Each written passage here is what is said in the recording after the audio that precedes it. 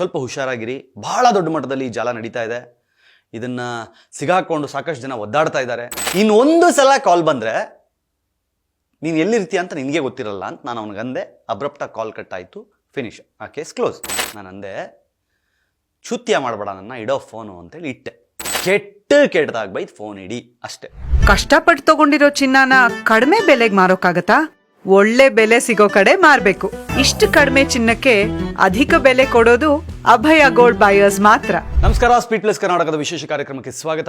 ನಾನು ನಿಮ್ಮ ಕಿರಿಕೀರ್ತಿ. ಯಾವಾಗಲೂ ನಾನು ವಿಡಿಯೋದ ಆರಂಭದಲ್ಲೇ ಹೇಳೋದಿಲ್ಲ ಈ ವಿಡಿಯೋನ ಶೇರ್ ಮಾಡಿ ಅಂತ, ಬಟ್ ಇವತ್ತು ಹೇಳ್ತಾ ಇದ್ದೀನಿ, ದಯವಿಟ್ಟು ವಿಡಿಯೋನ ಫುಲ್ ನೋಡಿ ಆ್ಯಂಡ್ ಇದನ್ನು ಶೇರ್ ಮಾಡಿ. ನೀವು ಪ್ರೀತಿಸುವವರಿಗೆ, ನಿಮಗೆ ಪರಿಚಯ ಇರೋರಿಗೆ ಇದನ್ನು ತಲುಪಿಸಿ. ಯಾಕಂತಂದರೆ ಅವ್ರಿಗೆ ನಾಳೆ ಆಗೋ ದೊಡ್ಡ ಸಮಸ್ಯೆಯಿಂದ ಅವರನ್ನು ನೀವು ಬಚಾವ್ ಮಾಡಬಹುದು ಅನ್ನುವ ಕಾರಣಕ್ಕೆ. ಹೋದ ವಾರ ನನಗೆ ರಿಪೀಟೆಡ್ಲಿ ಕಾಲ್ ಬರ್ತಾ ಇತ್ತು ಒಂದು ಕೊರಿಯರ್ ಕಂಪನಿಯಿಂದ. ಆಮೇಲೆ ಒಂದು ಮೆಸೇಜ್ ಬಂತು, ಇವತ್ತು ನಿಮ್ಮ ಕೊರಿಯರ್ ಡೆಲಿವರಿ ಆಗುತ್ತೆ ಅಂತ. ಇನ್ಫ್ಯಾಕ್ಟ್ ನಾನೇನು ಬುಕ್ಕೇ ಮಾಡಿರಲಿಲ್ಲ, ನಾನೇನು ಆರ್ಡ್ರ್ ಮಾಡಿರಲಿಲ್ಲ, ನನಗೆ ಯಾರೂ ಕೊರಿಯರ್ ಕಳಿಸೋರು ಇರಲಿಲ್ಲ. ಆದರೂ ನನಗೆ ಕೊರಿಯರ್ ಬರ್ತಾಯಿತ್ತು. ನಾನು ಹೇಳಿದೆ, ಇಲ್ಲ, ನಾನು ಯಾವುದು ಆರ್ಡ್ರ್ ಮಾಡಿಲ್ಲ ಅಂತ. ಇಲ್ಲ ಸರ್, ಮಾಡಿದ್ದೀರಾ, ಸೊ ಅದನ್ನು ಡೆಲಿವರಿಗೆ ಬರ್ತಾ ಇದ್ದೀನಿ, ಅಡ್ರೆಸ್ ಹೇಳು ಅಂದೆ. ನನ್ನ ಹಳೆ ಮನೆ ಅಡ್ರೆಸ್ ಹೇಳ್ದ. ನಾನು ಯಾಕೆ ನನ್ನ ಹಳೆ ಮನೆ ಅಡ್ರೆಸ್ಗೆ ಕೊರಿಯರ್ ಬುಕ್ ಮಾಡ್ತೀನಿ ಅಥವಾ ಏನಾದರೂ ಆರ್ಡರ್ ಬುಕ್ ಮಾಡ್ತೀನಿ, ಯೋಚನೆ ಮಾಡು, ನಂದಲ್ಲ ಅಂತಂದೆ. ಸರಿ ಸರ್, ಹಾಗಾದರೆ ಒಂದು ಕೆಲಸ ಮಾಡಿ, ಕ್ಯಾನ್ಸಲ್ ಮಾಡ್ತೀನಿ, ಒಂದು OTP ಬರುತ್ತೆ ಹೇಳಿ ಅಂದ. ನಾನು ಅಂದೆ, ಚುತ್ಯ ಮಾಡಬೇಡ ನನ್ನ, ಇಡೋ ಫೋನು ಅಂತೇಳಿ ಇಟ್ಟೆ. ಮತ್ತೆ ಫೋನ್ ಮಾಡ್ದ. ಸರ್, ನೀವು OTP ಹೇಳಿಲ್ಲ ಅಂತಂದರೆ, ಕ್ಯಾನ್ಸಲ್ ಮಾಡಿಲ್ಲ ಅಂದರೆ ಪದೇ ಪದೇ ಕಾಲ್ ಬರ್ತಾ ಇರುತ್ತೆ ಅಂದ. ಇನ್ನೊಂದು ಸಲ ಕಾಲ್ ಬಂದರೆ ನೀನು ಎಲ್ಲಿರ್ತೀಯ ಅಂತ ನಿನಗೆ ಗೊತ್ತಿರಲ್ಲ ಅಂತ ನಾನು ಅವನಿಗಂದೆ. ಅಬ್ರಪ್ಟಾಗಿ ಕಾಲ್ ಕಟ್ ಆಯಿತು, ಫಿನಿಶ್, ಆ ಕೇಸ್ ಕ್ಲೋಸ್. ಆಮೇಲೆ ಮರ್ತ್ಬಿಟ್ಟೆ ನನ್ನನ್ನು. ಯಾವುದೋ ಫ್ರಾಡ್ಸ್ಟರ್ ಇರಬೇಕು, ಬಿಟ್ಬಿಡಿ ಅಂತ. ನನ್ನ ಫ್ರೆಂಡ್ ಒಬ್ಬರು ಫೋನ್ ಮಾಡಿದ್ರು. ಅವರು ಹೇಳಿದ್ರು, ಹಿಂಗೊಂದು ಇದೆ, ನಾನು ಮಾಡಿಲ್ಲ ಬುಕ್ಕು, ನನಗೆ ಮಾಡಿದಿರಿ ಅಂತ ಹೇಳಿ ಕಾಲ್ ಬರ್ತಾ ಇದೆ ಅಂತ. ಅವಾಗ ನನಗನ್ನಿಸ್ತು ಇಲ್ಲೇನೋ ಪ್ರಾಬ್ಲಮ್ ಇದೆ ಅಂತ. ಆಮೇಲೆ ನನ್ನ ಕಲೀಗ್ ಸಂದೀಪ್ ನನಗೆ ಹೇಳ್ದ, ಮಗ, ಇದೊಂದು ಸ್ಕ್ಯಾಮ್ ಬಗ್ಗೆ ಚೇತನ್ ಅಂತ ಆರ್ಟಿಸ್ಟ್ ಒಬ್ರು ಮಾತಾಡಿದ್ದಾರೆ ನೋಡು ಅಂತ. ಅವರು ಒಂದು ವಿಡಿಯೋ ತೋರಿಸ್ದ, ನೋಡಿದೆ. ಅವ್ರಿಗೂ ಅದೇ ಥರ ಫ್ರಾಡ್ ಆಗೋ ಟ್ರೈ ಮಾಡಿದ್ದಾರೆ. ಏನು ಫ್ರಾಡು ಅಂತಂದರೆ, ನಿಮಗೆ ಪಾರ್ಸಲ್ ಬಂದಿದೆ, ನಿಮಗೆ ಕೊರಿಯರ್ ಬಂದಿದೆ ಅಂತ ಕಾಲ್ ಬರುತ್ತೆ.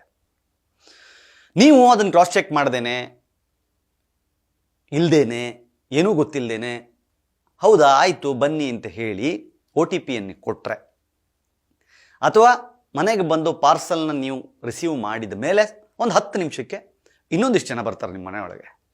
ನಿಮಗೀಗ ಪಾರ್ಸಲ್ ಬಂದಿದ್ದಿಲ್ಲ, ಅದರಲ್ಲಿ ಏನಿದೆ ಓಪನ್ ಮಾಡಿ ಅಂದರೆ ಅದರಲ್ಲಿ ಡ್ರಗ್ಸ್ ಇರುತ್ತೆ, ಅದರಲ್ಲಿ ಫೇಕ್ ಪಾಸ್ಪೋರ್ಟ್ಸ್ ಇರುತ್ತೆ, ಅದರಲ್ಲಿ ATM ಕಾರ್ಡ್ಸ್ ಇರುತ್ತೆ. ಅಲ್ಲಿಂದ ನಿಮ್ಮ ಮೇಲೆ ಒಂದು ಚಾರ್ಜ್ ಫೈಲ್ ಮಾಡ್ತಾರೆ, ಇನ್ವೆಸ್ಟಿಗೇಷನ್ ಅನ್ನೋ ಥರದಲ್ಲಿ ಒಂದು ಬಿಲ್ಡಪ್ ಕೊಡ್ತಾರೆ. ನೀವು ಅದರಿಂದ ಈಗ ಹೊರಗಡೆ ತಪ್ಪಿಸ್ಕೊಂಬರ್ಬೇಕು. ಅದಕ್ಕೆ ಡಿಮ್ಯಾಂಡ್ ಮಾಡೋಕ್ಕೆ ಶುರು ಮಾಡ್ತಾರೆ. ಲಕ್ಷಗಟ್ಟಲೆ ಕಳ್ಕೊಂಡವರಿದ್ದಾರೆ. ಯೂಟ್ಯೂಬಲ್ಲಿ ಒಂದ್ಸಲಿ ಹೋಗಿ ಪಾರ್ಸಲ್ ಸ್ಕ್ಯಾಮ್ ಅಥವಾ ಕೊರಿಯರ್ ಸ್ಕ್ಯಾಮ್ ಅಂತ ಹುಡುಕಿ. ಇದರಲ್ಲಿ ಇನ್ನೊಂದು ನೆಕ್ಸ್ಟ್ ವರ್ಷನ್ ಇದೆ, ಅದು ದೊಡ್ಡ ಮಟ್ಟದ್ದು. ಏನು ಅಂತಂದರೆ, ನಿಮಗೆ ಕಾಲ್ ಬರುತ್ತೆ ಟ್ರೂ ಕಾಲರಲ್ಲಿ. ಆ ಕಾಲ್ ಫೆಡೆಕ್ಸ್ ಅಥವಾ DHL, ದೊಡ್ಡ ದೊಡ್ಡ ಕೊರಿಯರ್ ಕಂಪನಿ, ಅಂದರೆ ಇಂಟರ್ನ್ಯಾಷನಲ್ ಕೊರಿಯರ್ಸ್ ಮಾಡುವಂತಹ ಕಂಪ್ನಿಗಳ ಹೆಸರು ಬರುತ್ತೆ ಟ್ರೂ ಕಾಲರ್ನಲ್ಲಿ. ಕಾಲ್ ರಿಸೀವ್ ಮಾಡಿದ ತಕ್ಷಣ ನೀವು ಕಳಿಸಿರುವ ಪಾರ್ಸಲ್ ಕಸ್ಟಮ್ಸ್ ಅವರು ಹಿಡಿದು ಬಿಟ್ಟಿದ್ದಾರೆ,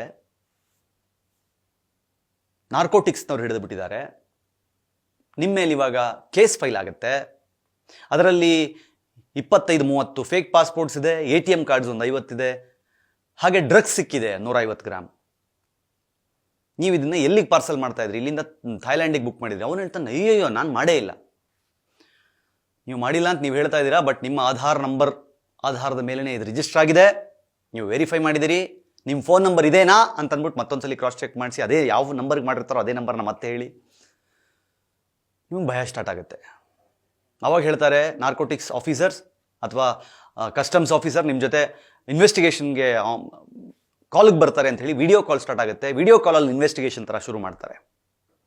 ಅವಾಗ ಹೇಳ್ತಾರೆ, ಇದು ನೀವು ಇವಾಗ ಮನಿ ಲಾಂಡ್ರಿಂಗ್ ಕೇಸ್ ಬರುತ್ತೆ ನಿಮ್ಮ ಮೇಲೆ, ಬಿಕಾಸ್ ಅದರಲ್ಲಿ ATM ಏನು ಸೀಸ್ ಆಗಿದೆ, ಅದರಲ್ಲಿ ಕೋಟಿಗಟ್ಟಲೆ ಹಣ ಇತ್ತು.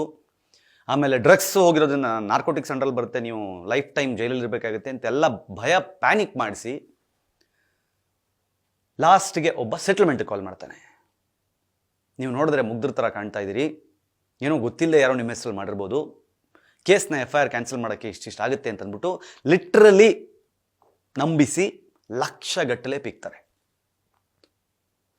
ಸೊ ಯಾವುದಾದ್ರೂ ಟೈಮ್ನಲ್ಲಿ ಯಾರಾದರೂ ನಿಮಗೆ ಕಾಲ್ ಮಾಡಿ ಹೀಗೆ CBIಯೋ ನಾರ್ಕೋಟಿಕ್ಸೋ ಕೊರಿಯರ್ ಕಂಪ್ನಿನೋ ನೀವು ಕಳಿಸಿರೋದು ಅಂತ ಹೇಳಿದ್ರೆ ಕೆಟ್ಟಕ್ಕೆ ಕೆಡ್ದಾಗ ಬೈದು ಫೋನ್ ಇಟ್ಬಿಡಿ.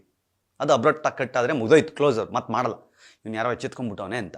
ಆ್ಯಂಡ್ ಕೊರಿಯರ್ ಬಂದಿದೆ ಅಂತ ನಿಮಗೆ ಯಾರಾದರೂ ಕಾಲ್ ಮಾಡಿದಾಗ ಕ್ಲಿಯರಾಗಿ ಚೆಕ್ ಮಾಡಿ, ಏನು ಬುಕ್ ಮಾಡಿದಿರಿ, ನೀವು ಮಾಡಿದ್ರಾ, ಅದು ಅರೈವಲ್ ಟೈಮ್ ಏನು, ಎಂತ, ಅಮೆಝಾನಲ್ಲಿ ಏನೋ ಮಾಡಿರ್ತೀರಿ, ಫ್ಲಿಪ್ಕಾರ್ಟಲ್ಲಿ ಏನೋ ಮಾಡಿರ್ತೀರಿ, ಅದ್ರ ಜೊತೆಗೆ ಕ್ಲಾಶ್ ಆಗೋ ಥರ ನೋಡ್ಕೋಬೇಡಿ.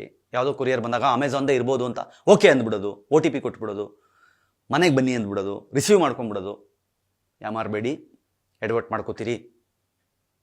ಸ್ವಲ್ಪ ಹುಷಾರಾಗಿರಿ. ಬಹಳ ದೊಡ್ಡ ಮಟ್ಟದಲ್ಲಿ ಈ ಜಾಲ ನಡೀತಾ ಇದೆ. ಇದನ್ನು ಸಿಗಾಕೊಂಡು ಸಾಕಷ್ಟು ಜನ ಒದ್ದಾಡ್ತಾ ಇದ್ದಾರೆ. ನಿಮ್ಮ ಮನೇಲಿ ಹಿರಿಯರು ಇರ್ತಾರೆ, ಸೋಷಿಯಲ್ ಮೀಡಿಯಾದಿಂದ ಸ್ವಲ್ಪ ದೂರ ಇರ್ತಾರೆ, ಅಂಥವರಿಗೆ ಈ ವಿಡಿಯೋನ ತೋರಿಸಿ ಅರ್ಥ ಮಾಡಿಸಿ. ಯಾಕಂದರೆ ಇಲ್ಲದ ಸಮಸ್ಯೆಯನ್ನು ಮನೆಯೊಳಗೆ ಎಳ್ಕೋಬೇಡಿ, ಜೀವನಕ್ಕೆ ಎಳ್ಕೋಬೇಡಿ. ಯಾರಿಗಾದರೂ ಭಯ ಆಗುತ್ತೆ, ಡ್ರಗ್ಸ್ ಸಿಕ್ತು ನೀವು ಕಳಿಸಿರೋ ಪಾರ್ಸಲಲ್ಲಿ ಅಥವಾ ನಿಮಗೆ ಬಂದಿರೋ ಪಾರ್ಸಲಲ್ಲಿ. ನೀವೇ ಯೋಚನೆ ಮಾಡಿ, ನೀವು ಗೊತ್ತಿಲ್ಲದೆ ಕೊರಿಯರ್ನ ರಿಸೀವ್ ಮಾಡಿ ಮನೆಯೊಳಗೆ ಹೋಗಿ 2 ನಿಮಿಷಕ್ಕೆ ಡೋರ್ ಬೆಲ್ ಆಗುತ್ತೆ. ಡೋರ್ ಬೆಲ್ ಆದ ತಕ್ಷಣ ಇವಾಗ ನಿಮಗೆ ಕೊರಿಯರ್ ರಿಸೀವ್ ಮಾಡಿದ್ರಲ್ಲ, ಅದ್ರಲ್ಲಿ ಏನಿದೆ ತೆಗೀರಿ ಅಂತಂದ್ರೆ ನೀವು ಅವ್ರ ಎದುರುಗಡೆ ಓಪನ್ ಮಾಡಿದಾಗ ಅದ್ರಲ್ಲಿ ಡ್ರಗ್ಸ್ ಇದ್ದರೆ ಹೆಂಗಾಗಬೇಕು? ಅವರದ್ದೇ ಟೀಮ್, ಅವರೇ ಕೊರಿಯರ್ ಮಾಡ್ತಾರೆ, ಅವರೇ ಡೆಲಿವರಿ ಟೈಮಲ್ಲಿ ಇರ್ತಾರೆ, ಅವರೇ ಏನು ರೈಡ್ ಮಾಡೋಕ್ಕೆ ಬರ್ತಾರೆ, ಅವರೇ ಲಾಕ್ ಮಾಡ್ತಾರೆ. ನಿಮ್ಮ ಮನೆಯಲ್ಲೇ ಇದ್ದು ನಿಮ್ಮನ್ನೇ ಬಚಾವ್ ಮಾಡ್ತೀವಿ ಅನ್ನೋ ಅರ್ಥದಲ್ಲಿ ನಿಮ್ಮಿಂದ ಲಕ್ಷ ಪೀಕಿ ಹೋಗ್ತಾರೆ. ಸೊ ಹುಷಾರಾಗಿರಿ. This is scam alert.